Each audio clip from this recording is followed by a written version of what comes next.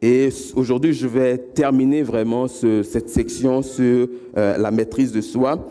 Et il y a 2 semaines, on avait donc regardé, débuté ce sujet.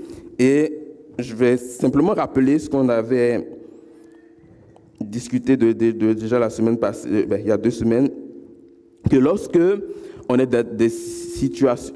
Oh, vous entendez, ça va? Ouais. Bon, je sais que notre frère est en train de gérer ça, donc on va y aller et puis on verra, on va s'ajuster. Alors, on a pris le temps de montrer ce qu'était la maîtrise de soi.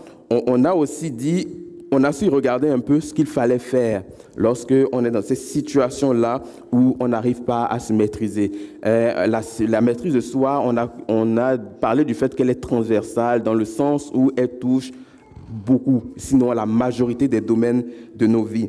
Et un des points importants, c'est de reconnaître qu'on a un enjeu, un enjeu au niveau de la maîtrise de soi et d'identifier clairement donc les situations où cela arrive. Et on a vu quelques éléments qui nous permettent d'aborder les choses de façon autre par rapport, plutôt que de nous enflammer, plutôt que de réagir de façon impulsive.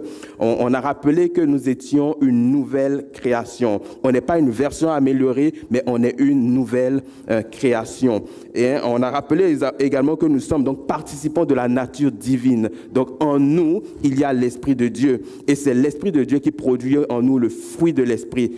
Le fruit de l'Esprit n'est pas de mon propre cru, ce n'est pas le fruit de René Arthur, mais c'est le fruit de l'Esprit. Je pense que je vais prendre d'autres micros. Ça va peut-être être plus simple.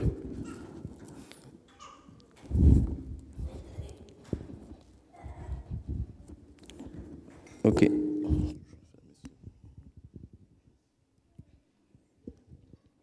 Donc, là, ça va mieux? Oui. OK. Alors, donc, nous sommes participants de sa nature divine, donc, animés par le Saint-Esprit, nous produisons donc le fruit de l'Esprit.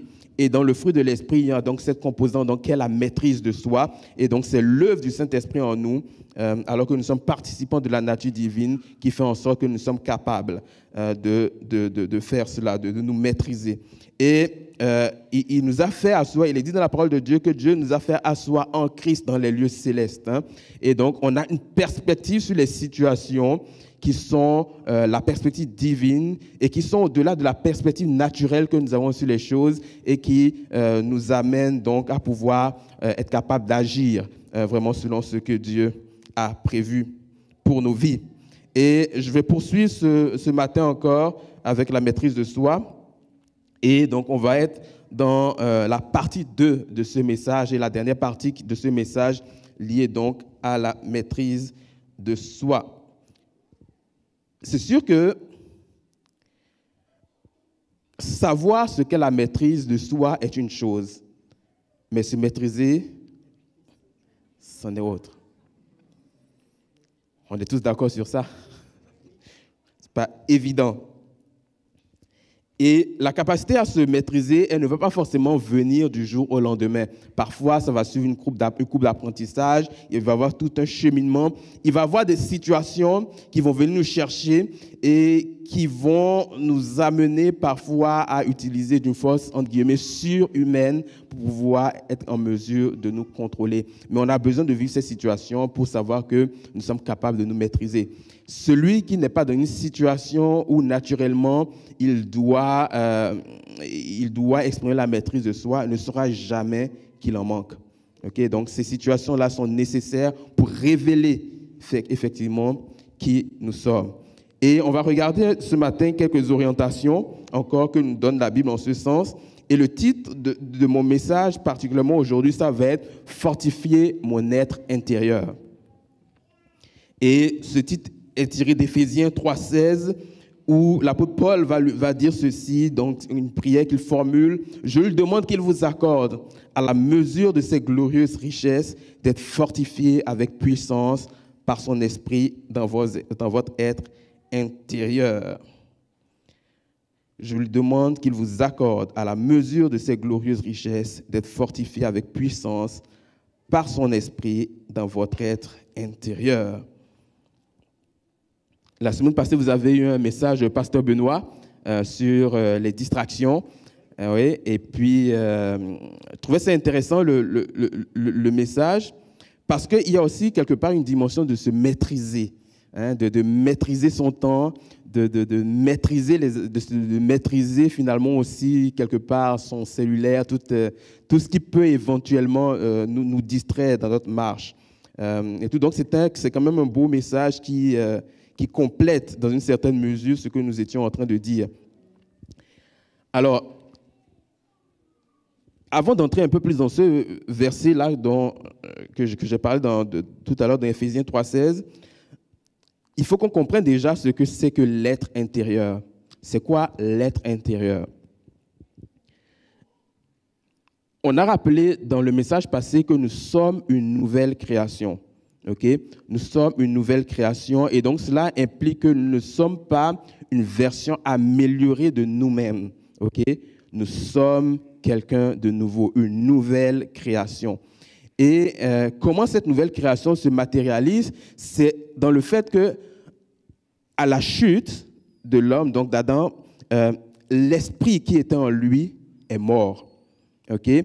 Et donc, lorsque nous vivons la nouvelle création, donc l'esprit de Dieu, la nouvelle naissance, pardon, lorsque l'esprit de Dieu vient en nous habiter, donc ça engendre la nouvelle naissance et ça régénère en fait notre esprit qui était mort.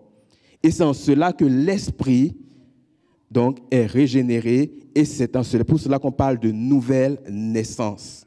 Okay? Parce que l'esprit qui était mort en nous, notre esprit, est régénéré, animé par l'esprit de Dieu. C'est ce qui fait en sorte qu'on parle de nouvelle naissance.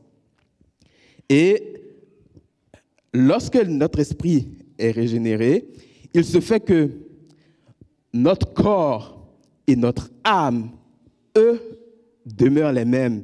Il n'y a pas de régénération. On est les mêmes dans le corps et dans l'âme. L'âme, c'est le siège de toutes les décisions, les sentiments, les pensées, etc. Okay? Donc, c'est l'âme qui, avant que l'esprit ne soit régénéré, dominait et nous conduisait. Okay? Ce qui a créé un enjeu, un problème. Parce que selon la perspective de Dieu à la création, c'est qu'il nous a fait esprit, animé d'une âme et doté d'un corps.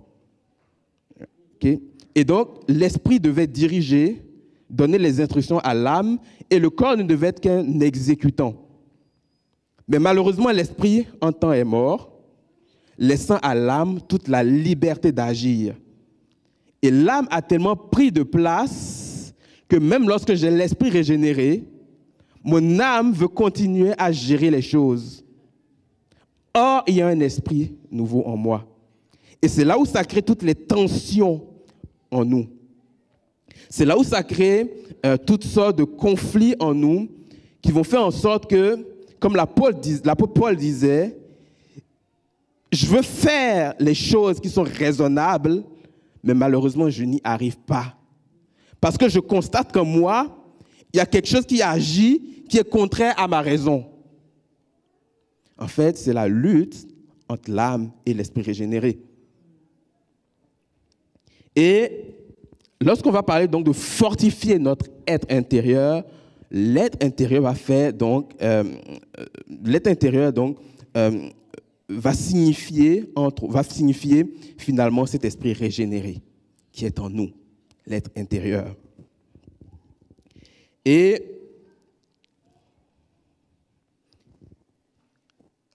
lorsqu'on parle de nouvelle naissance, ça veut dire que je nais à un temps 0. Mais pour me rendre au temps T+, je ne sais combien, ça prend une croissance, ça prend un développement. Comme tout bébé qui arrive au monde, il naît et ça prend le développement nécessaire pour qu'il soit en mesure de faire plusieurs choses. Et au départ, ses parents vont le nourrir, vont lui faire certaines choses. Et un peu plus tard, on va le lâcher, commencer à lâcher un petit peu prise pour que l'enfant devienne autonome, qu'il agisse par lui-même, qu'il gagne en maturité, qu'il se développe. C'est le processus normal. Et la vie chrétienne aussi, c'est la même chose. Lorsque je suis dans la nouvelle naissance, je nais de nouveau, lorsque je vis la nouvelle naissance, il y a tout un processus. Il y a toute une dimension de développement qui doit prendre place. Alors, donc, lorsqu'on va parler donc, de fortifier son être intérieur, c'est donc le bébé qui est né en moi, le bébé spirituel qui est né, qui a besoin de grandir, d'être alimenté, de recevoir toute la nourriture, les nutriments nécessaires pour le faire croître. Alors, voilà pour ce qui est de l'être intérieur. Je vais revenir sur ce passage un peu plus tard, mais je vais aller faire un détour.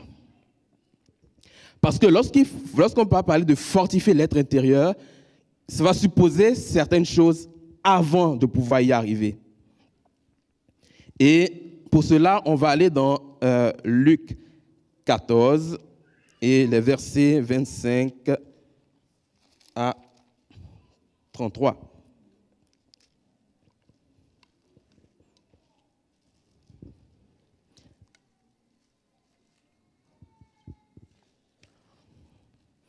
On va le lire ensemble.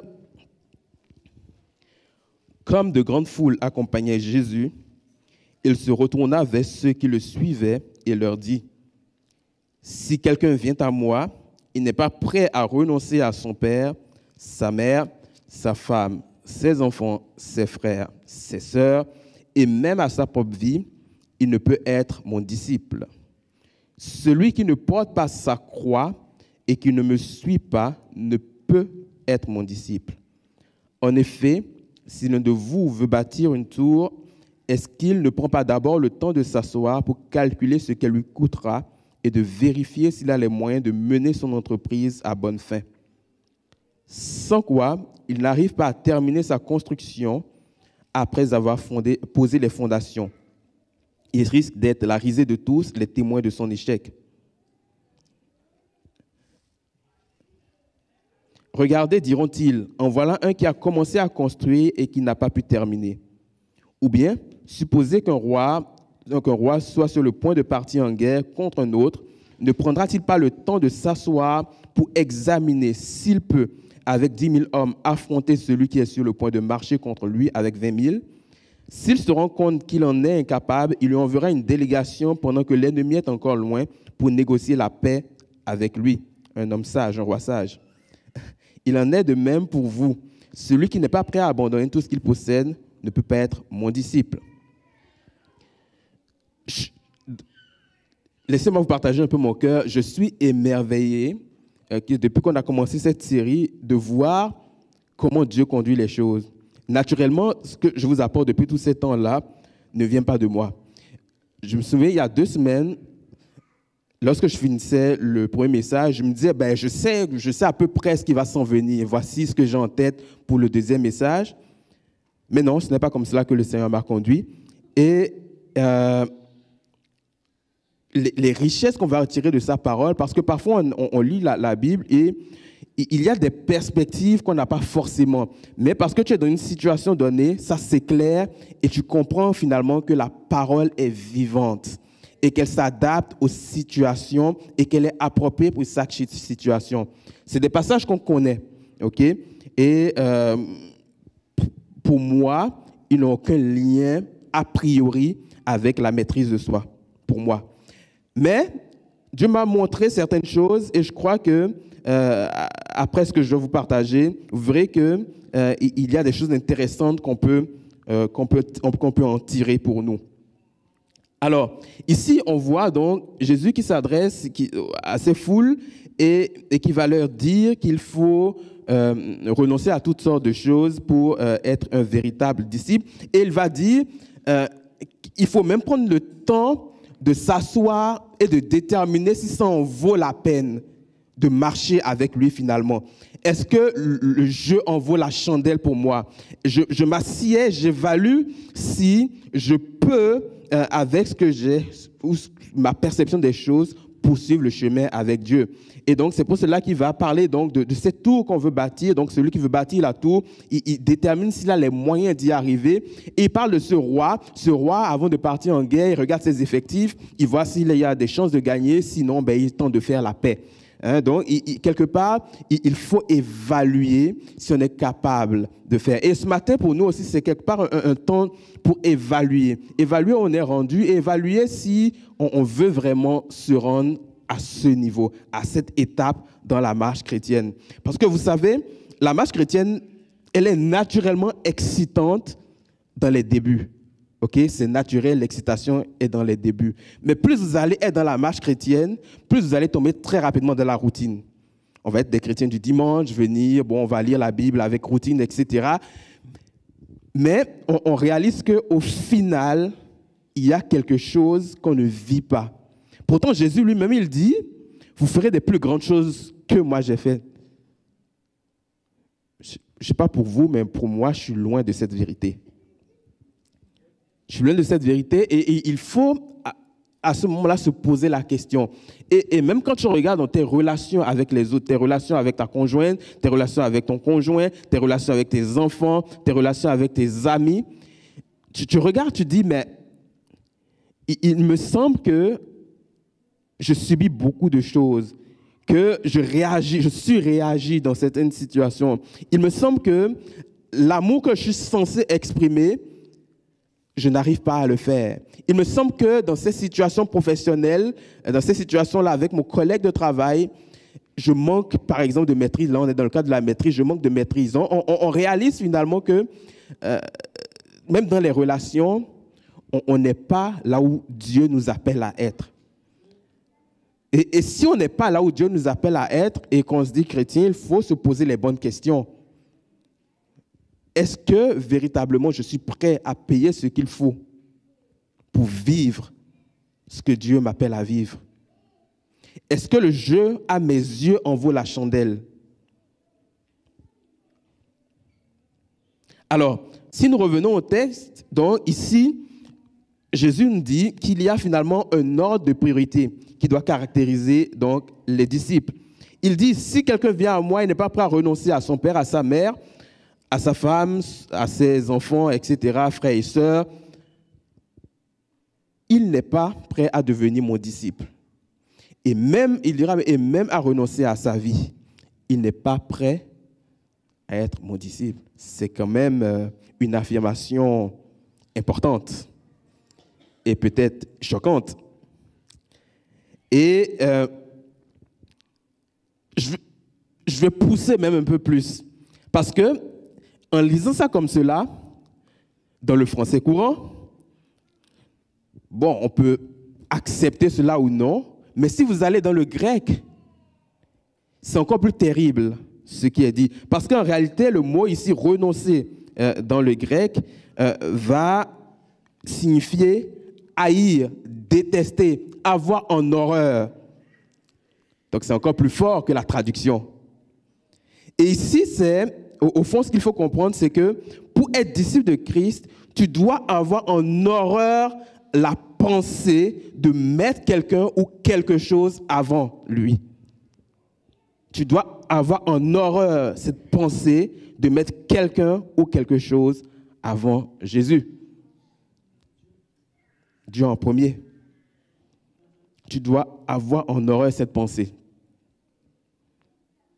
Alors, quand j'entends ça, est-ce que j'ai en horreur cette pensée? Non.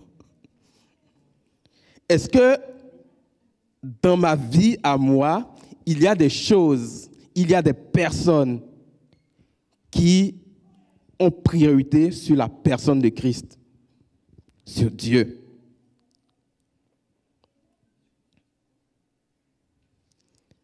Est-ce qu'il y en a?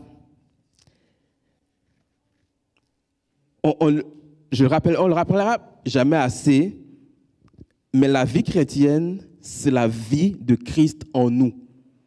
Et Paul le rappelle bien dans Galates 2:20, ce n'est plus moi qui vis, mais c'est Christ qui vit en moi. C'est Christ qui vit en moi et ma vie en tant qu'homme, je la vis maintenant dans la foi au Fils de Dieu. Par amour pour moi, qui par amour pour moi s'est livré à la croix, est mort pour moi. Donc c'est la vie de Dieu en nous. Ce qui veut dire que lorsque je vis la vie de Christ en moi, c'est lui qui dirige ma vie, c'est lui qui la conduit. Ce sont ses priorités, ce sont ses désirs qui priment. Et c'est pour cela que lorsqu'il va conduire ma vie, je vais être en mesure de produire le fruit du Saint-Esprit. Alors que si je conduis ma propre vie par moi-même, je ne peux pas produire le fruit du Saint-Esprit, je ne peux que produire le fruit de René Arthur.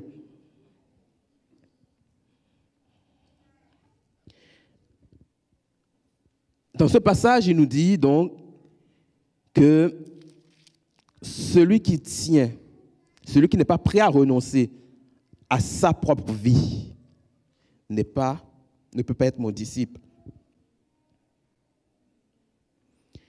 Et ici, la vie, ce que tu considères comme étant ta vie, ne compte pas plus que Christ lui-même. La vie ici va faire référence, oui, au souffle de vie, mais ça va faire aussi référence à l'âme. C'est le même mot qui va être utilisé, psuké, qui fait référence également à l'âme. Et c'est cette âme-là qui va nous diriger, nous amener, nous conduire dans des situations justement où nous pouvons, dans le sujet que nous couvrons actuellement, nous amener à manquer de maîtrise de soi. Et donc, si je ne renonce pas à la vie de celle-ci, à cette vie-là, qui me conduit dans ces travers, je ne suis pas en mesure d'être appelé un disciple de Christ. Et donc, ici, pour nous, c'est de nous mettre en question, de remettre en question, de nous poser les bonnes questions. Où suis-je rendu dans ma vie? Il faut que nous puissions faire ce bilan propre. Personne ne va venir vous poser la question où tu es rendu. C'est toi-même tu le sais. Toi-même, tu dois faire ton propre bilan.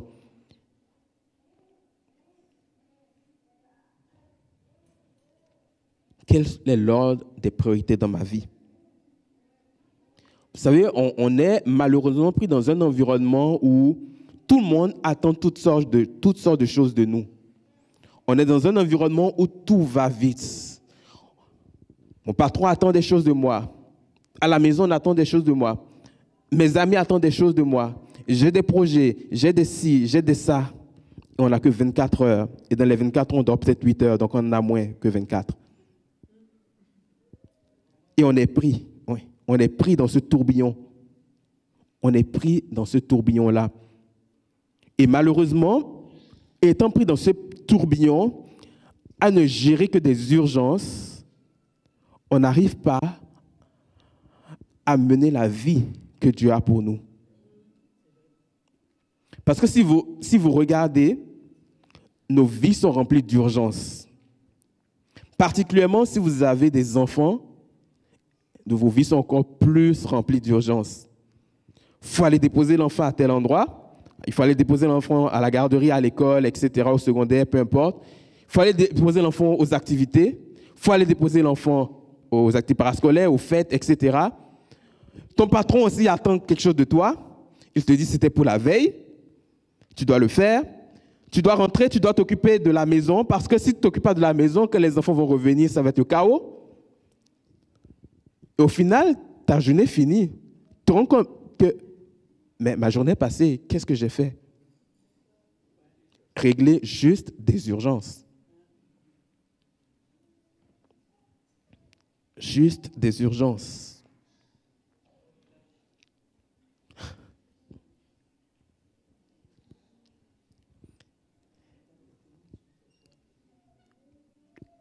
Un véritable disciple, il revoit sa liste de priorités.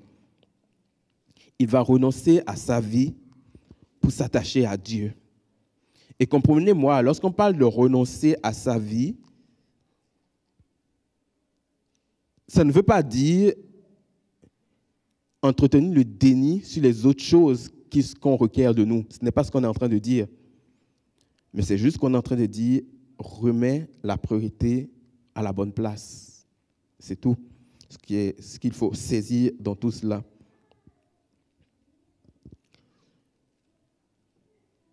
j'ai réalisé, avec toutes ces années de marche avec le Seigneur, que les moments dans ma vie où les choses vont quand même bien, c'est les moments où je donne à Dieu la priorité. Je ne peux pas vous expliquer comment ça se fait. Je ne sais pas par quel miracle ça arrive, ça c'est la part de Dieu. Mais lorsque je donne à Dieu la priorité, je vois que les choses s'agencent, je vois que je ne manque pas de temps, je vois que je suis à jour dans mes affaires, je vois que tout roule. C'est magnifique. Mais arriver à cela et maintenir cela, c'est un défi. C'est un défi. Mais lorsqu'on le vit, on est capable d'attester que tout le reste suit. Tout le reste suit. Recherchez le royaume des cieux et toute sa justice, et toutes ces choses-là que vous recherchez, vous suivront, vous donner par-dessus. Alors, la chose aussi qui parfois peut-être peut nous faire ralentir dans notre marche avec Christ, c'est de croire que la vie nouvelle qui va découler du fait que nous faisons confiance à Dieu ne peut pas être meilleure que la propre vie que nous-mêmes nous voulons. On pense que la vie de Dieu est tellement contraignante qu'elle va nous empêcher de nous épanouir. Et moi, je sais ce qui est meilleur pour moi, et donc je vais choisir ce qui est mieux pour moi, parce que Dieu ne sait pas ce qui est mieux pour moi.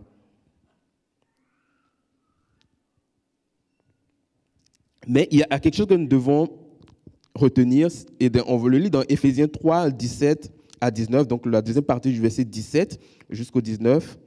C'est à propos de l'amour de Dieu, et ça dit ceci: enraciné et solidement fondé dans l'amour, vous serez ainsi à même de comprendre, avec tous ceux qui appartiennent à Dieu, combien l'amour du Christ est large, long, élevé et profond. Oui, vous serez à même de connaître cet amour qui surpasse tout ce qu'on peut en connaître, et vous serez ainsi remplis de toute la plénitude de Dieu. On dit que cet amour surpasse tout amour qu'on peut connaître. OK.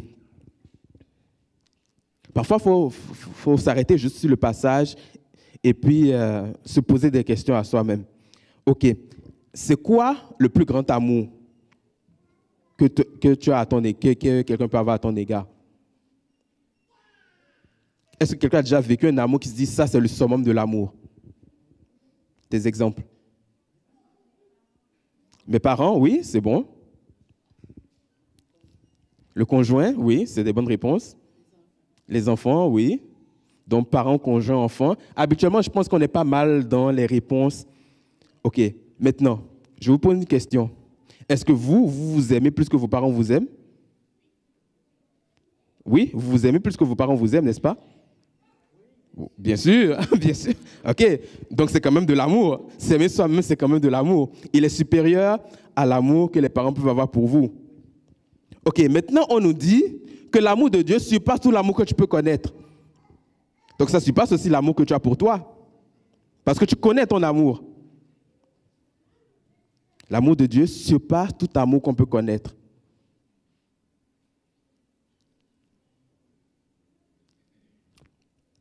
Donc, peu importe l'amour que tu connais, que tu peux décrire, l'amour de Dieu surpasse là.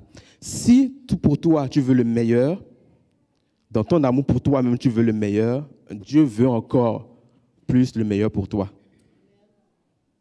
Parce que son amour surpasse tout amour qu'on peut connaître. Mais est-ce qu'on est capable de l'accepter?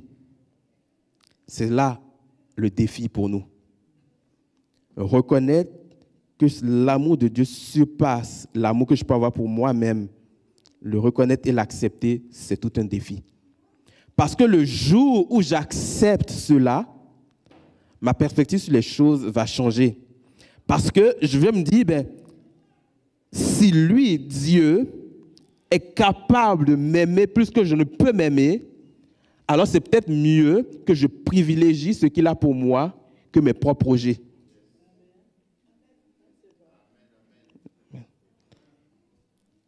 Mais de nos têtes, on n'est pas rendu là. Et le déclic doit se faire. Le déclic doit se faire.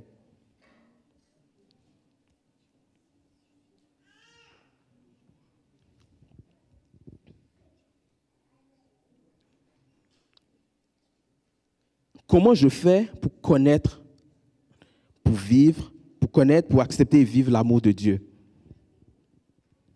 C'est une grande question. Comment je fais pour accepter l'amour, l'amitié d'un ami, d'un conjoint? Comment est-ce que je fais pour accepter l'amour, l'amitié d'un ami, d'un conjoint?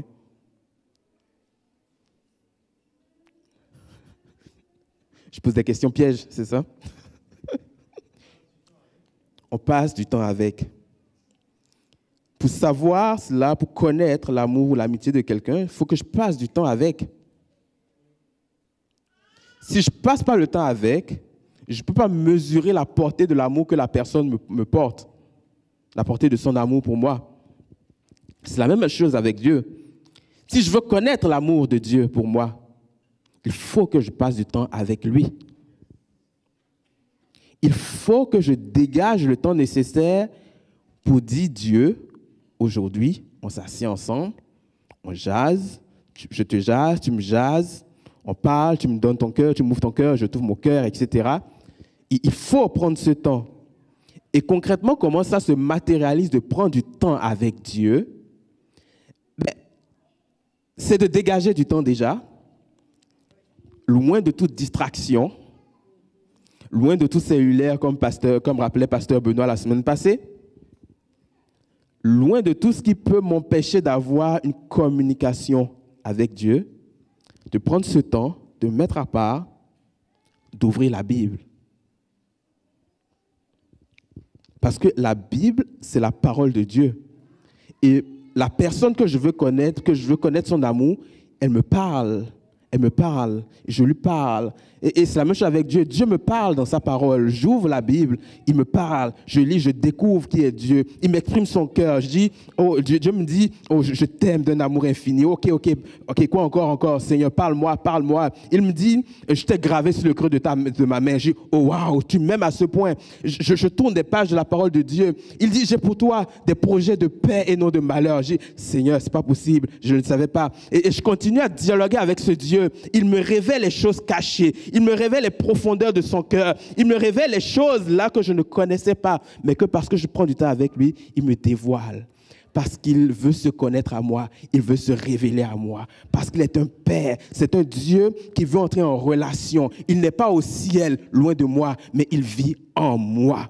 Il a établi en moi sa demeure. Et il veut que nous ayons une communion, un temps ensemble. C'est ça, passer du temps avec Dieu. Ouvrir sa parole et laisser Dieu me parler, prendre le temps qu'il faut. C'est peut-être 10 minutes, c'est peut-être 15 minutes, c'est peut-être 20 minutes, c'est peut-être 30 minutes, c'est peut-être 1 heure, peu importe. Mais plus je passe du temps avec lui, plus j'ai envie d'en passer encore. Et le temps ne compte plus, tout simplement parce que je suis dans la présence de celui qui importe, celui que mon cœur aime.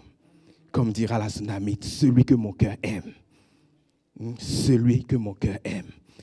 Et prendre du temps avec Dieu, c'est lire la Bible, c'est prier.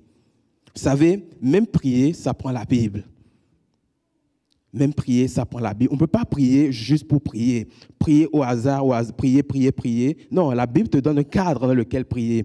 Et si tu veux voir les exaucements, tu as besoin de t'appuyer sur ce que la Bible dit pour que ta prière soit exaucée. Tu commences à ouvrir la Bible.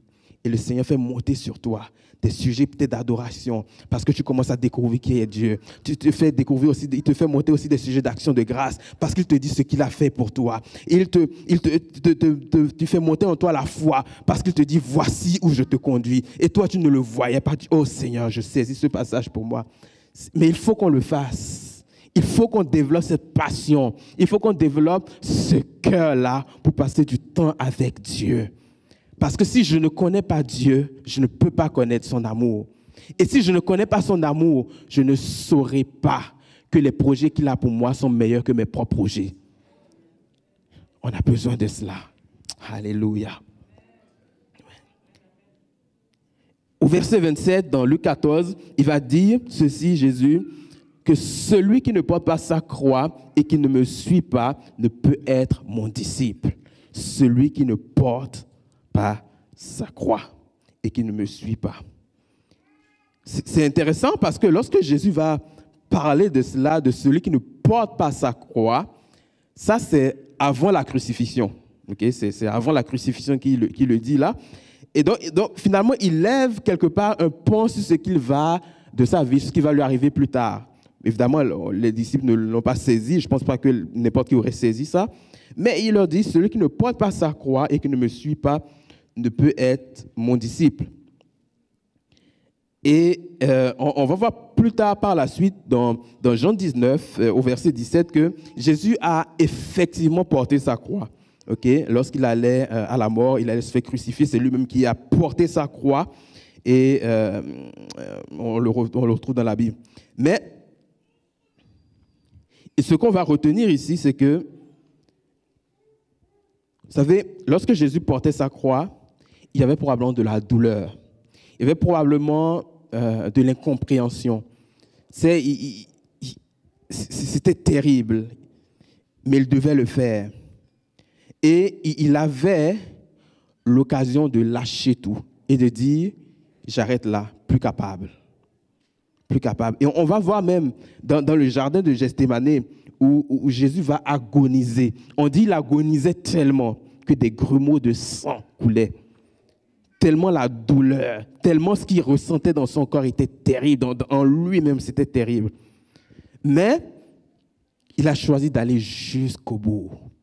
Parce que ce qu'il avait en tête, c'était l'ultime plan de Dieu. La réconciliation avec l'humanité. Il s'est dit, ça, c'est un temps de souffrance. C'est un temps circonscrit, un temps temporaire. Je vais le vivre. Parce que ce qui s'en vient est beaucoup plus glorieux. Ce qui s'en vient va faire la différence. Dieu le faisait passer par ce temps-là, simplement parce que de plus grandes choses arrivaient.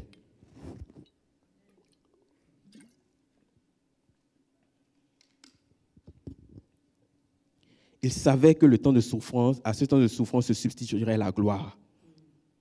Et lorsque on va lire dans Philippiens 2, au chapitre 2, le verset 8 et 9, il est dit ceci, parlant de Jésus, il s'abaissa lui-même en devenant obéissant jusqu'à subir la mort. Oui, la mort de la croix. On dit c'est pourquoi. Donc parce qu'il a subi tout cela, donc le c'est pourquoi, c'est la conséquence de ce qu'il a subi, la conséquence de sa souffrance, la conséquence de la croix. C'est pourquoi Dieu l'a élevé à la plus haute place et lui a donné le nom qui est au-dessus de tout nom. Parce qu'il a vécu la souffrance, parce qu'il s'est chargé de sa croix, il a reçu le nom le plus excellent, le nom qui est au-dessus de tout nom, la récompense ultime. Le moment de gloire, la souffrance était temporaire, mais le moment de gloire arrivait. Et pour nous aussi, c'est la même chose. Il y aura des moments difficiles où nous devons porter notre croix, où nous devons faire des choix déchirants, où nous devons peut-être même renoncer à un certain statut social, où nous devons peut-être délaisser certaines amitiés qui sont nocives. Nous ferons peut-être délaisser certains projets, mais c'est pour un temps. Parce qu'après cela, la récompense, la gloire arrive. Mais il faut qu'on passe par ces situations-là. Et je ne veux pas faire peur, ok? Mon intention n'est pas de faire peur et de dire qu'on va vivre des situations de souffrance 24/7. Ce n'est pas ça mon but. Okay? C'est simplement pour qu'on réalise qu'il y a parfois des choix qu'il faut faire dans la vie. C'est ça porter sa croix. Il y a des choix qu'il faut faire dans la vie. Il y a des situations désagréables qu'on va rencontrer. Il y a des situations qui vont nous déstabiliser qu'on va rencontrer. Mais tout cela est dans un but. Accepter de vivre cela et reconnaître que c'est pour un temps, c'est nécessaire. Et si on y arrive, pour y arriver, il faut reconnaître l'amour de Dieu. Parce que si je ne reconnais pas que Dieu m'aime, je ne peux pas accepter de telles situations. Lorsque je choisis de renoncer à un emploi de 200 000 $ et que je ne suis pas convaincu de l'amour de Dieu, ça va être difficile. Ça va être difficile.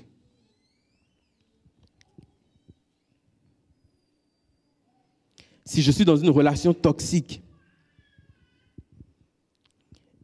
et Dieu me dit, sépare-toi de cette relation, de cette amitié-là, si je ne suis pas convaincu de l'amour de Dieu, ça va être difficile pour moi de le faire.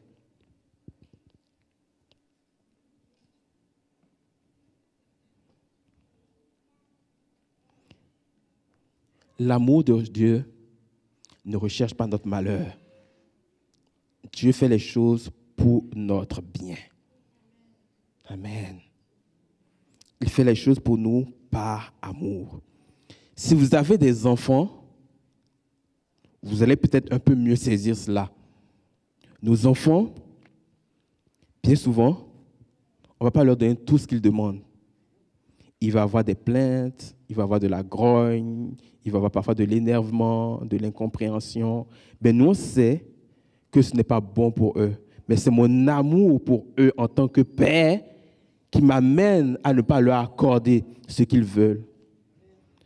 Parce que je sais que ce n'est pas le bon moment, parce que je sais que ce n'est pas le temps, parce que je les aime. Mais pour eux, c'est un temps de tribulation.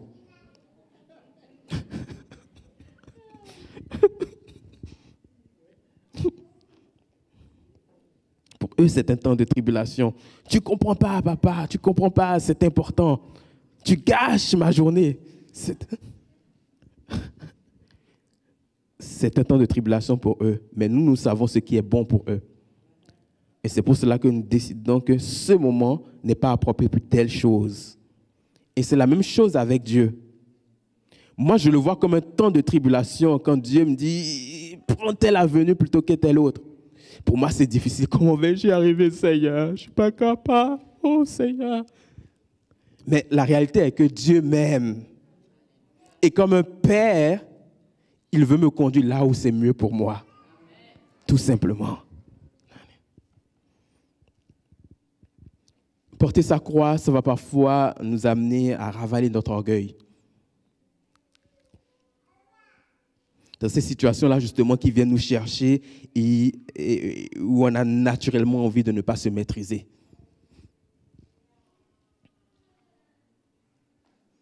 Ça, c'est se maîtriser alors qu'on veut.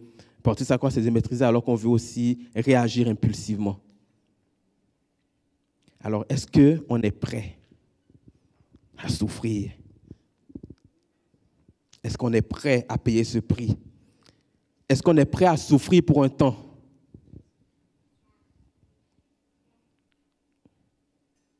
Pierre 4, au verset 1 et 2, dit ceci. Ainsi donc, 1 Pierre 4, verset 1 et 2, puisque le Christ a souffert dans son corps, armez-vous aussi de la même pensée, la pensée de souffrir.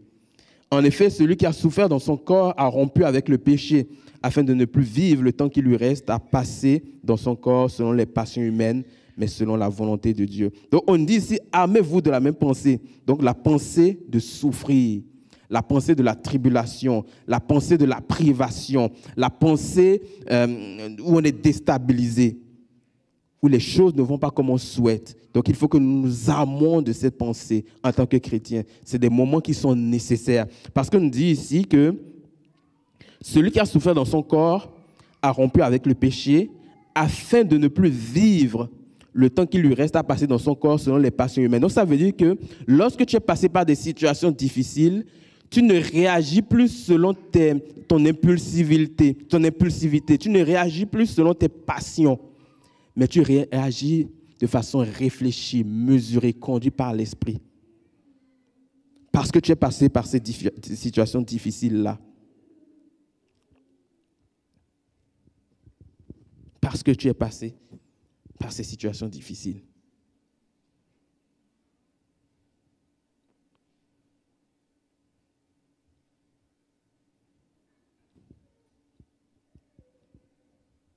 Il ne réagit plus de la même façon. celui qui passe par ces situations. La vie chrétienne, je vais vous l'accorder, ce n'est pas forcément une promenade de santé. Okay?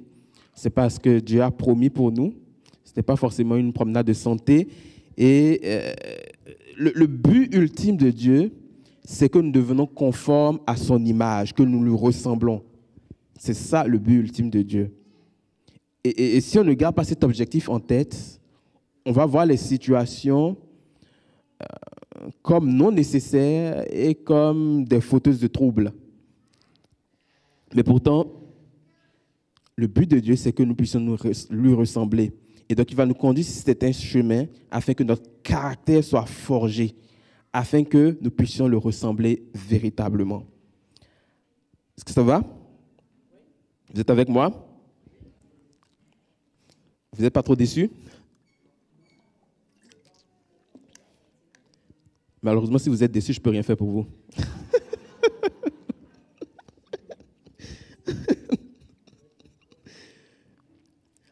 Alors, le titre de mon message, c'était « Fortifier l'être intérieur ». Donc, je reviens sur ce passage dans Éphésiens 3,16, qui disait ceci, « Je lui demande qu'il vous accorde, à la mesure de ses glorieuses richesses, d'être fortifié avec puissance par son esprit dans votre être intérieur. » Et le point que je voulais soulever avant de venir ici, c'est que il faut donc renoncer à soi-même, se charger de sa croix, renoncer à soi-même et marcher vraiment pour pouvoir marcher sur le chemin de Dieu avant d'être en mesure d'être fortifié dans son esprit, dans son être intérieur.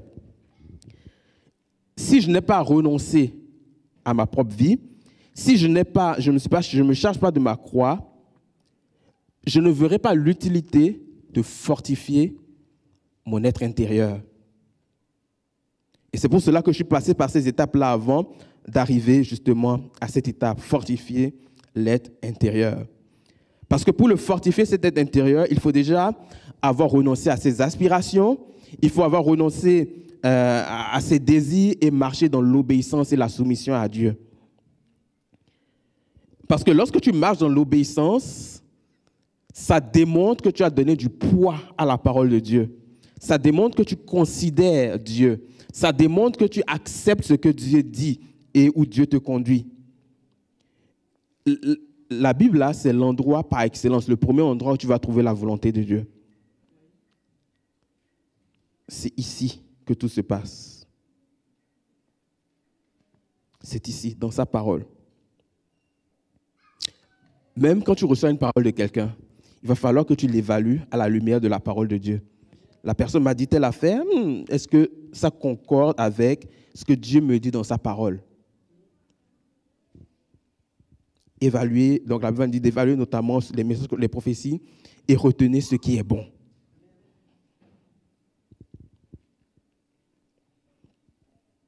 Alors,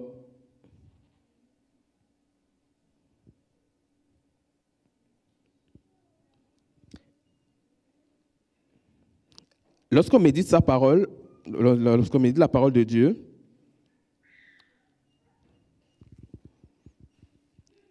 c'est le moyen par excellence d'être fortifié. C'est le moyen par excellence d'être fortifié dans son être intérieur. Lorsque je m'adresse à quelqu'un, lorsque, par exemple, je discute avec mon épouse et je lui fais part d'une situation de découragement, elle va m'encourager par la parole. C'est sa parole qui va venir me fortifier. Et c'est la même chose avec Dieu. Si j'ai besoin d'être fortifié et encouragé dans mon être intérieur, j'ai besoin d'entendre sa parole. J'ai besoin d'entendre ce qu'il a à me dire.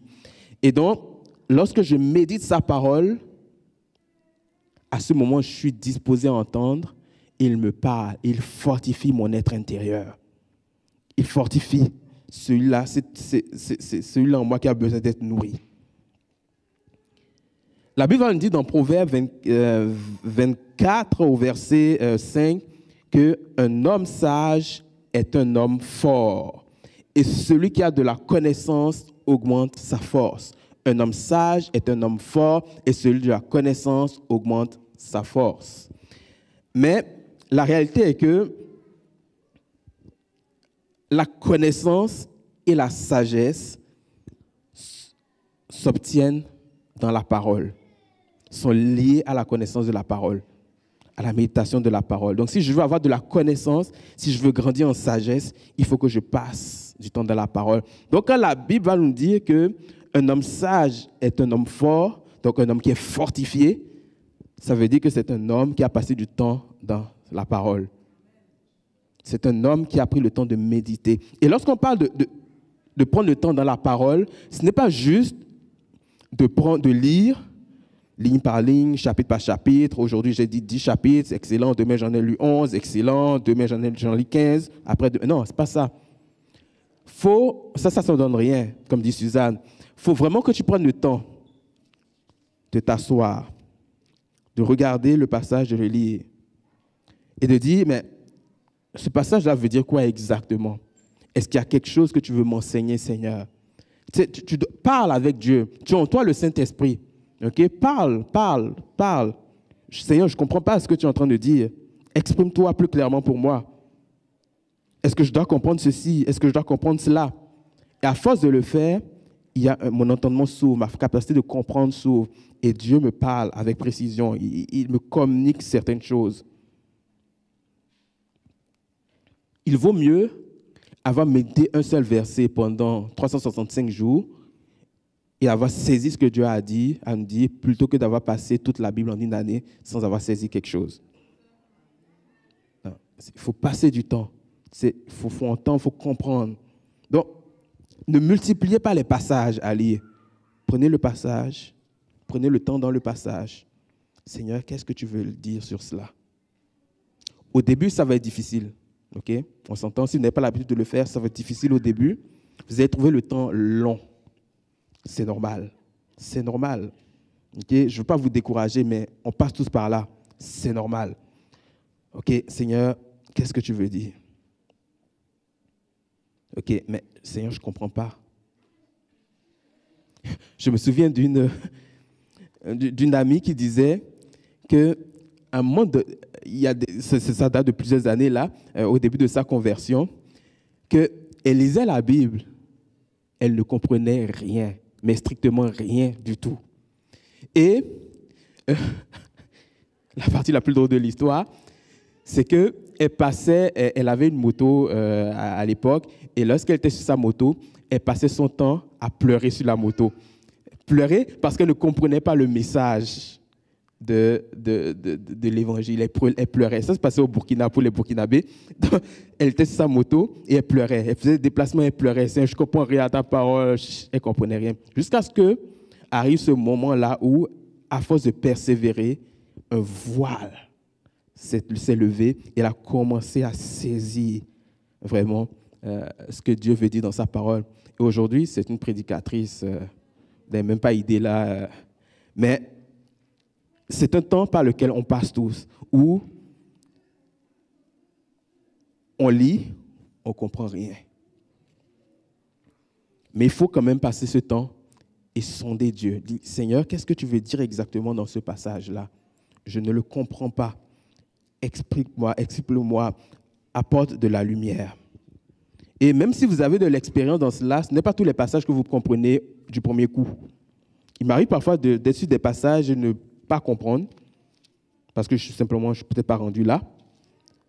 Mais après quelques temps, que ça se débloque, je le comprends.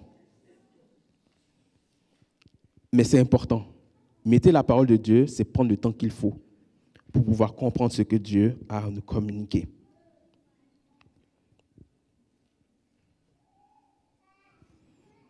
Bon, il y en a qui disent commencer par les évangiles, d'autres vont dire spécifiquement commencer par l'épître de Jean. Tu sais, vous pouvez le faire. Hein. Moi, je n'ai pas de problème en tant que vous mettez la parole de Dieu. Moi, je suis plus épître de Paul particulièrement. C'est là où je me sens plus rejoint. Plus rejoint, mais passez le temps à méditer. Parce que plus tu passes du temps, plus tu connais Dieu, plus tu comprends son amour et plus tu te fortifies dans ton être intérieur. Dans Éphésiens 3,16, donc, il est dit être fortifié dans l'être intérieur par la puissance de l'Esprit de Dieu. Donc, tout à l'heure, je disais que pour être fortifié dans son être intérieur, ça prend d'être nourri par la parole de Dieu. Okay? Il faut la méditer, il faut se nourrir de celle-ci.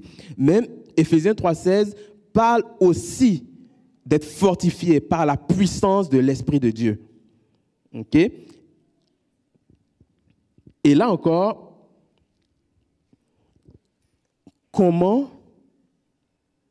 être au bénéfice de quelque chose que je ne connais pas? Fortifié par l'Esprit de Dieu, par la puissance de l'Esprit de Dieu. Mais comment je peux être fortifié par l'Esprit de Dieu si je ne connais pas l'Esprit de Dieu? Comment je peux être au bénéfice des grâces que porte le Saint-Esprit si je ne le connais pas? Et pourtant, la Bible me dit que je peux être fortifié par la puissance de l'Esprit de Dieu. Et ici, si on regarde dans 2 Corinthiens 13, le verset 13, donc c'est la fin vraiment de 2 Corinthiens, il va dire ceci, c'est l'apôtre Paul qui le dit, que la grâce du Seigneur Jésus-Christ, l'amour de Dieu et la communion du Saint-Esprit soient avec vous. Donc dans ce passage, il fait donc mention entre autres de la communion avec le Saint-Esprit. Et lorsqu'on va parler donc de communion avec le Saint-Esprit, ça fait référence, le terme communion va faire référence à compagnon. Ça va faire référence à quelqu'un qui partage tout en toutes choses, en tout temps. Donc, compagnon, donc quelqu'un qui est avec moi. Donc, souvenons-nous de quelque chose, nous avons reçu le Saint-Esprit. Donc, le Saint-Esprit est en moi. Et donc, c'est un compagnon qui est présent en tout temps. Et pour que ce compagnon s'exprime, il faut que je lui laisse la place. Il faut que je dialogue aussi avec lui. Il faut que je développe une intimité avec lui. Il faut que je le considère. Le Saint-Esprit, c'est Dieu. Okay? Le Saint-Esprit, c'est Dieu dans une forme où je peux l'entendre, où je peux avoir une interrelation avec lui, un échange avec lui. Et donc, le Saint-Esprit est en moi, il faut que je lui parle. Je peux lui parler de toutes sortes de situations. Je n'ai pas besoin d'être caché dans le coin droit de ma chambre, fenêtre close, pour entendre le Saint-Esprit. Le Saint-Esprit est en moi. Ici, là où je suis, je peux entendre le Saint-Esprit. Lorsque je suis dans mon auto, je peux entendre le Saint-Esprit. Face à des collègues de travail qui m'amènent à bouillonner en moi, je peux entendre le Saint-Esprit. Le Saint-Esprit, c'est l'avantage. Et c'est pour cela que Jésus dit, il est avantageux que je m'en aille, afin que vous receviez le Saint-Esprit. Il est avantageux. Parce que Jésus ne pouvait pas être partout. Il ne pouvait pas être partout. Mais le Saint-Esprit, il a l'avantage d'être en chacun des croyants. Et donc, s'il est en moi, je peux dialoguer avec lui. Saint-Esprit, qu'est-ce que tu penses? C'est pas besoin d'exagérer la forme. Parle-lui simplement. Saint-Esprit, qu'est-ce que tu penses de cette situation? Est-ce que je dois aller à droite, à gauche? Comment devrais-je répondre à cela? C'est dans un dialogue intérieur. C'est ça l'avantage du Saint-Esprit. Donc, si je n'ai pas de communion avec le Saint-Esprit, je ne peux pas non plus être au bénéfice de sa puissance. Parce que pour être fortifié dans l'être intérieur, ça prend d'être au bénéfice de la puissance du Saint-Esprit. Et pour être au bénéfice, il faut que je le connaisse, ce Saint-Esprit. Et donc, il faut passer du temps aussi à dialoguer avec le Saint-Esprit. Et c'est le Saint-Esprit, entre autres, qui va nous faire comprendre la parole, qui va nous apporter la révélation, la compréhension de la parole. On va être sur un passage et dire ça ne marche pas, je ne comprends pas. Saint-Esprit, éclaire-moi. Et le Saint-Esprit va éclairer. Et encore une fois, si vous n'avez pas l'habitude de dialoguer, d'être en communion avec le Saint-Esprit, au début, ça va être difficile. Mais à force de le faire, vous allez saisir la voix, vous êtes capable de comprendre. Vous savez, lorsqu'un enfant naît, un bébé naît, il entend des sons. Okay? Il entend des sons. À un moment donné, il va relier les sons à une action, on va dire. Il va savoir, tel son, ça veut peut-être dire cela. il va émettre à un moment donné aussi des sons pour pouvoir copier ces sons. À un moment donné, il va être capable de saisir pleinement ce qui a été dit et de répondre aussi par rapport à ce qui a été dit parce qu'il y a un développement. C'est la même chose aussi avec le Saint-Esprit. À un moment donné, le Saint-Esprit te parle, tu ne saisis pas complètement, okay? Parce que tu n'es pas encore dans cette étape-là de ta croissance. Tu entends un son, okay? Mais je n'ai pas compris. Mais tu développes, tu passes du temps encore. Et le son devient une voix audible. Tu comprends? Ah, ok, c'est ce que tu veux dire. Là, maintenant, je comprends. Parce que tu as grandi dans ta relation avec le Saint-Esprit. Donc, ne vous mettez pas de pression. Si je le dis, c'est pour qu'on ne se mette pas de pression. Et après la première journée de se dire, mais il ne s'est rien passé. Non, non, non. N'oublie pas, tu es dans un cheminement. Et si tu n'as pas l'habitude de le faire, ça prend un certain temps pour pouvoir t'habituer à cela. Parce que vous savez, le problème n'est pas que le Saint-Esprit ne parle pas, c'est juste que je ne suis pas capable de reconnaître la voix du Saint-Esprit. Tout simplement. Et ça prend un certain temps. Et c'est pour cela que, en toutes les voix, un enfant va reconnaître la voix de ses parents. Parce qu'il l'aura développé, lui, il va dire, ah, ça c'est la voix de maman. Ah, ça c'est la voix de papa. Parce qu'il est rendu à cette étape dans sa vie. Donc, pas de pression, mais persévérer.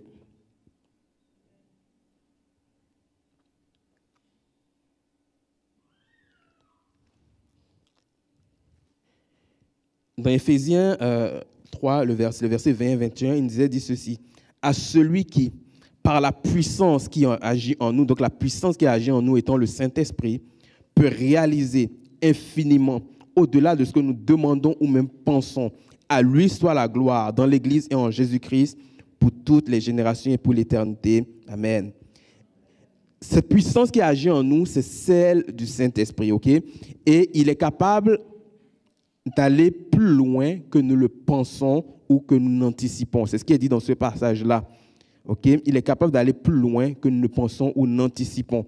Donc, c'est lui, ou dans une situation, si je pense que je ne peux pas me maîtriser, que je ne suis pas être capable d'avoir la bonne attitude, ben, lui, il est capable de faire plus. Et c'est là où j'ai besoin de me soumettre à lui. Parce qu'il nous est dit à celui qui, par la puissance qui agit en nous, peut réaliser infiniment au-delà de ce que nous pensons ou même imaginons. Au-delà de ce que nous demandons ou même pensons. Et il peut faire au-delà de ce que nous demandons, au-delà de ce que nous pensons. Tu penses ne pas y arriver, ce n'est pas grave, il peut faire plus. Tu penses y arriver, eh bien, il peut faire encore mieux. Ça, c'est la capacité de Dieu. Est-ce que ça va? Je vais terminer par 2 exemples.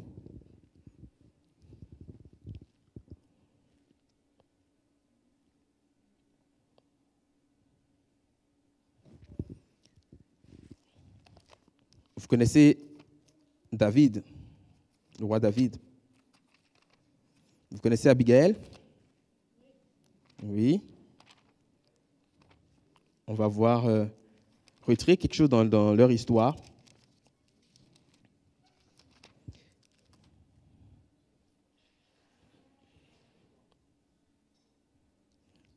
Alors, je vais faire un résumé de cette histoire.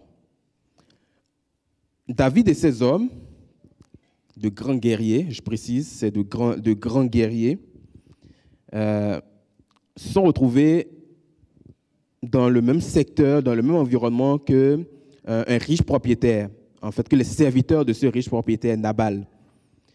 Et donc, ils ont de ce fait veillé sur les troupeaux de ce monsieur, de ce riche propriétaire, les troupeaux que les serviteurs gardaient. Ils ont empêché que d'autres bandes viennent piller le bétail. Parce qu'avant, ça jouait dur. Okay? Si tu es un propriétaire de bétail aussi riche que Nabal, c'est sûr que tu vas te faire agresser. Tu vas te faire agresser, on va venir prendre, parce qu'il y avait des bandes armées qui se promenaient et elles se nourrissaient justement en pillant les autres. Okay? Et donc, David, lui, il a préservé le troupeau de cet homme qu'il ne connaissait pas. Il n'a rien pris non plus parce que lui aussi, il aurait pu piller ce troupeau-là. Dans ce troupeau, il n'a rien fait.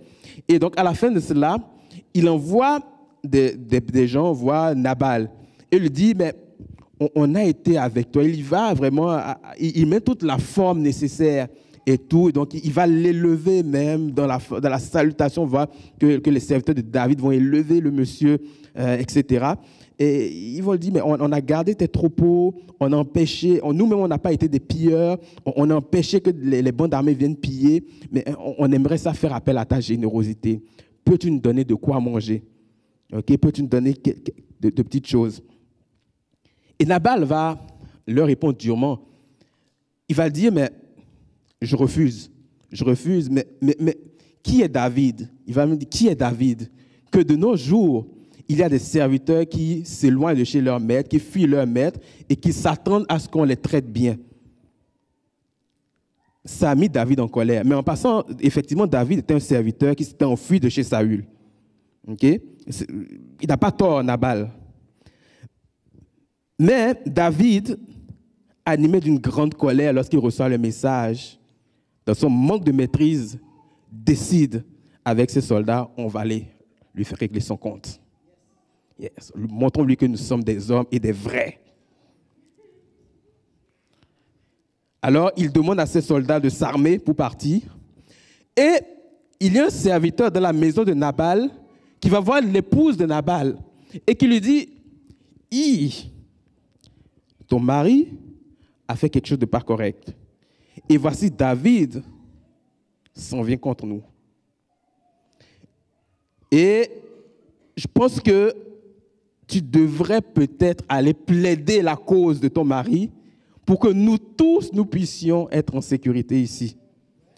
Parce que David, ce n'est pas juste un petit gars, c'est un vaillant héros, c'est un vaillant guerrier et il est accompagné d'hommes de guerre.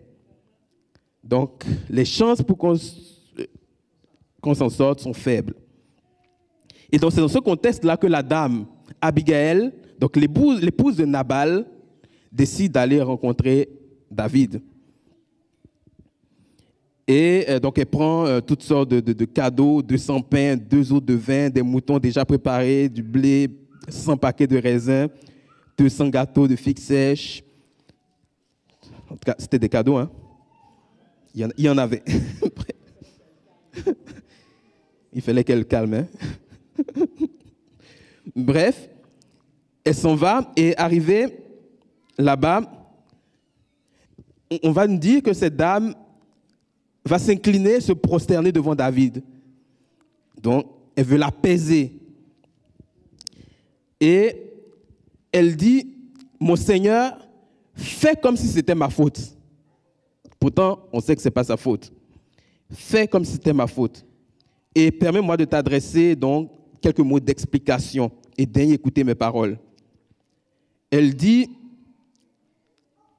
que mon Seigneur ne fasse donc pas attention à ce bon narien de Nabal. Elle parle de son mari, car vraiment, il porte bien son nom.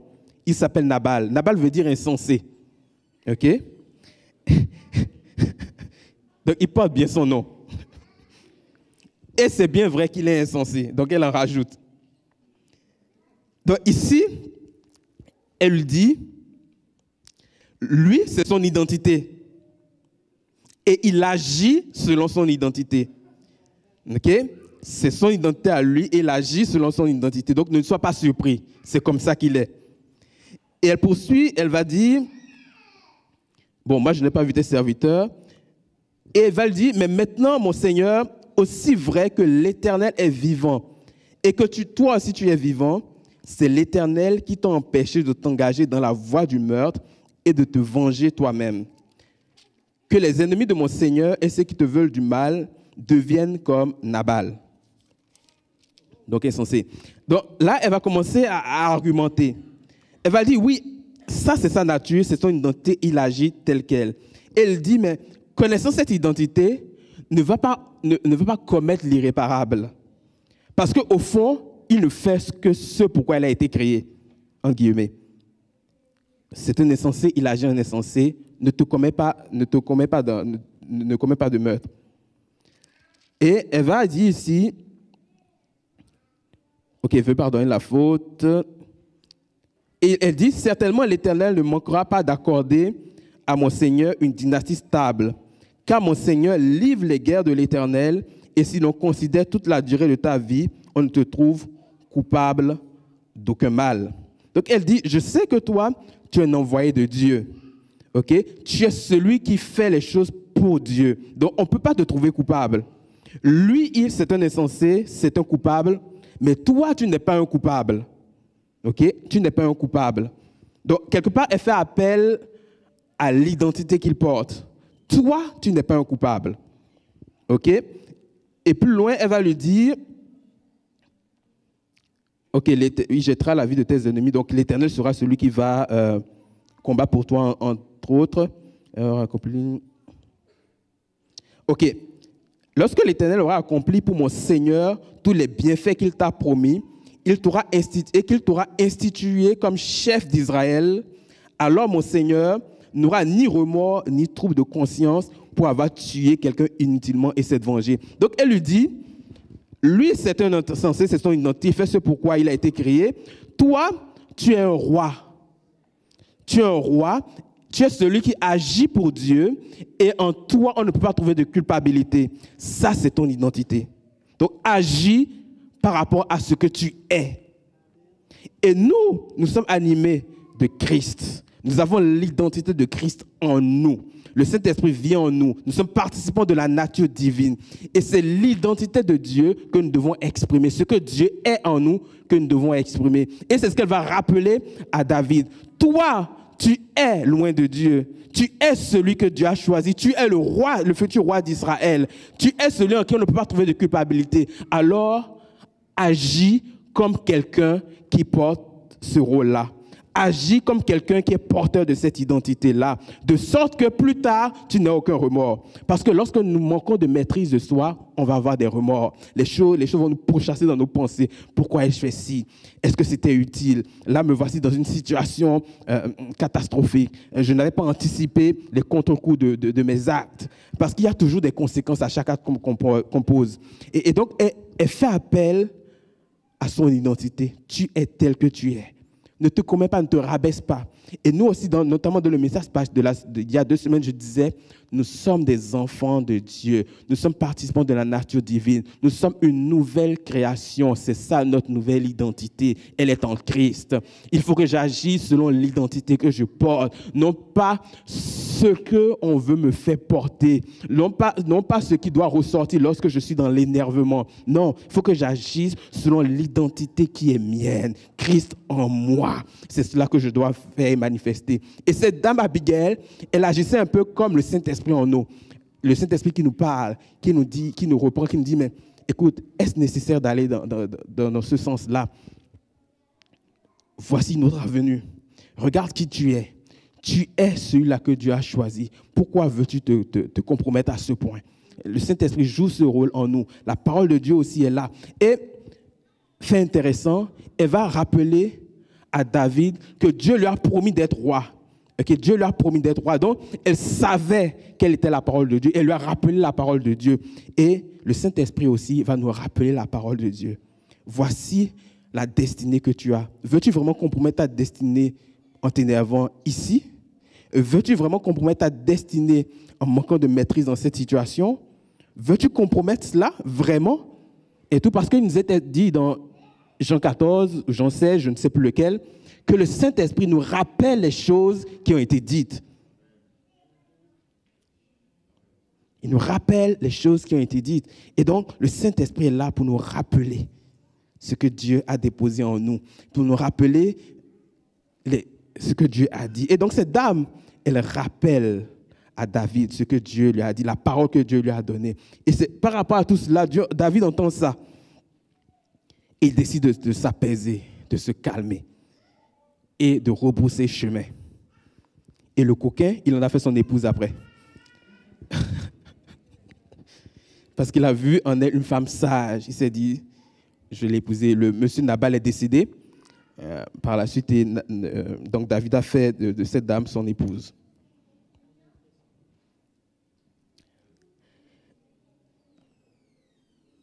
Donc, dans cet exemple, on voit qu'on peut se retrouver dans toutes sortes de situations et les choses peuvent partir très vite.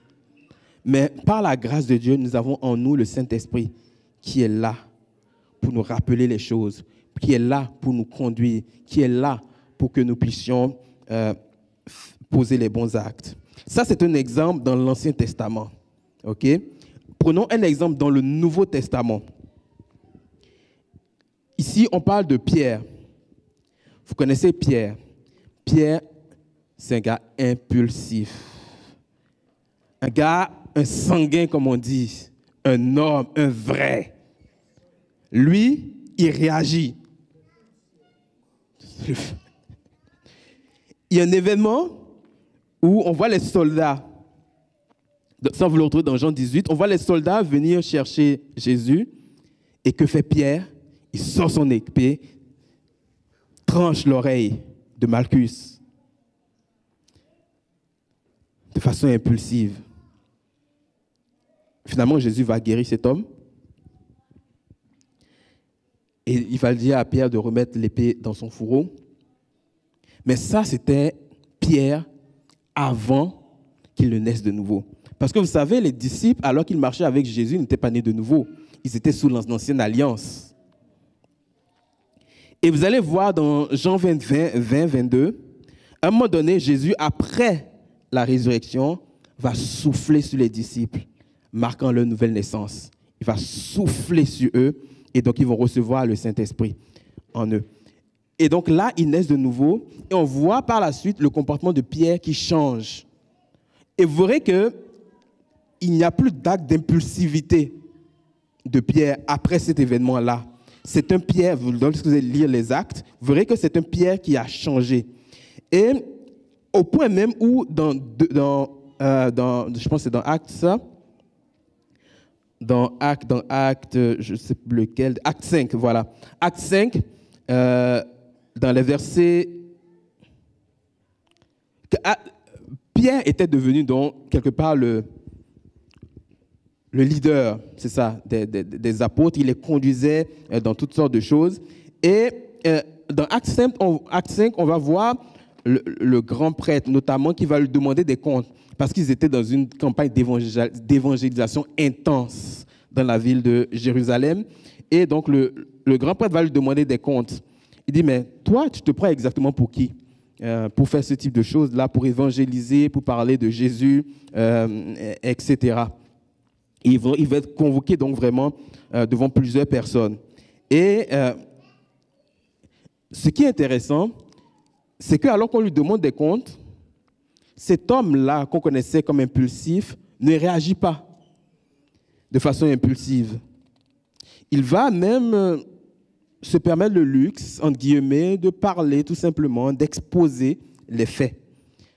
Ce qu'on n'aurait pas vu d'un Pierre avant. Il expose les faits. Et donc devant le grand conseil, voilà, on dit donc,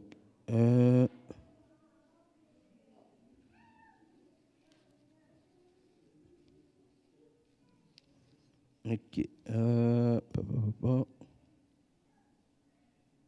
ok, donc on les arrête, on les fait incarcérer, ils seront dans la cour du temple.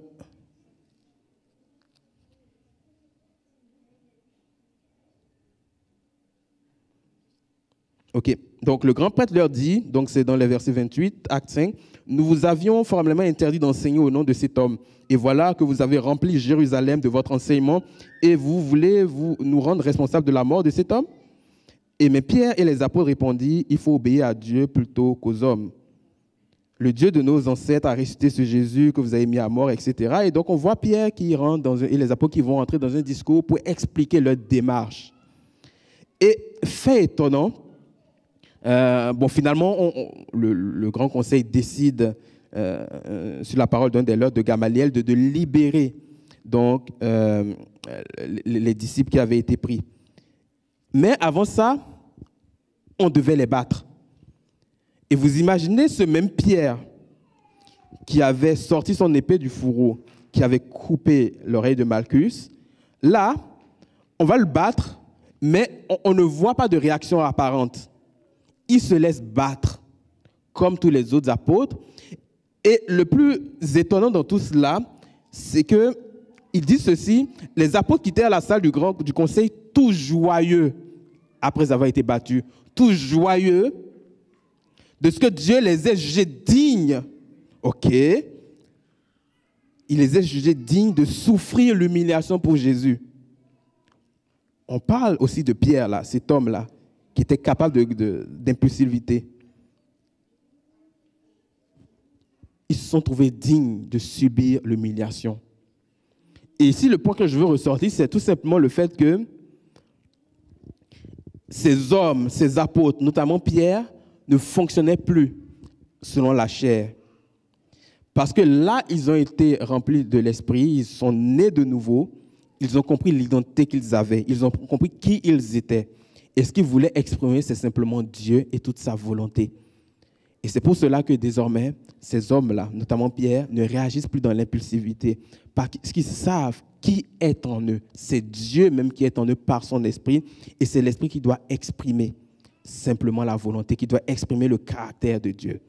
Et donc, on a des personnes qui sont en parfait contrôle, en parfaite maîtrise, non pas sur la base de leur force, mais du Saint-Esprit qui est en eux.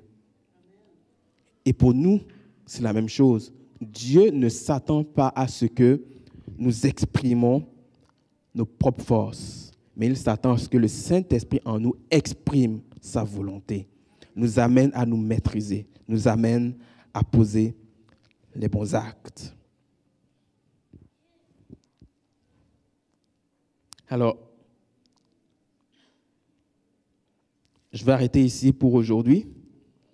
Je pense qu'on a compris, on a saisi l'essentiel. Il me restait quelques passages à aborder, mais je pense que l'essentiel est fait.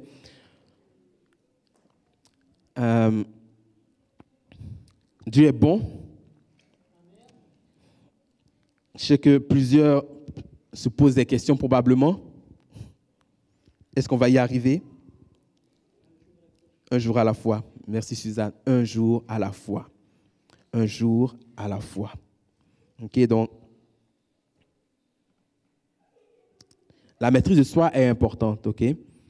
Comme je disais il y a 2 semaines, c'est transversal parce que ça touche tous les domaines, tous les aspects de nos vies. Mais nous ne sommes pas seuls. Nous sommes une nouvelle création. Nous sommes participants de la nature divine. Et Dieu en nous, par son Saint-Esprit, est celui qui nous amène à exprimer le caractère de Dieu, notamment la maîtrise de soi dans nos situations. Et donc, il faut vivre la vie chrétienne en mettant Dieu en priorité. Et lorsqu'on le met en priorité, toutes les autres choses vont en découler. Et vous verrez, les autres choses qui sont comme des urgences pour nous habituellement, elles vont être traitées tout simplement naturellement. Alors, ce matin, je pense que c'est ce type de message où la prière ne peut malheureusement pas grand-chose. Ça prend de méditer, d'accepter, de rentrer en soi-même et se dire, il est temps que j'avance, il est temps que les choses changent. Vous voyez, c'est ce jeune homme, le fils prodigue. Il est parti de chez son père. Il a vécu toutes sortes de situations. Il s'est mis à manger la nourriture même des animaux. Mais il nous a dit ceci, qu'à un moment donné, il est rentré en lui-même. Et c'est lorsqu'il est rentré en lui-même qu'il a compris qu'il faisait la plus grande erreur de sa vie. Il a décidé de se repentir et donc de rebrousser chemin pour retourner dans la maison du Père. Donc, il y a de ces messages, je pense que c'est un message comme cela où on a besoin, au-delà de la prière, de rentrer en nous-mêmes et de faire le point avec Dieu. Alors, que le Seigneur vous bénisse et je prie que cette semence-là puisse être porteuse de fruits et que pour chacun d'entre nous, et vraiment chacun d'entre nous, je mets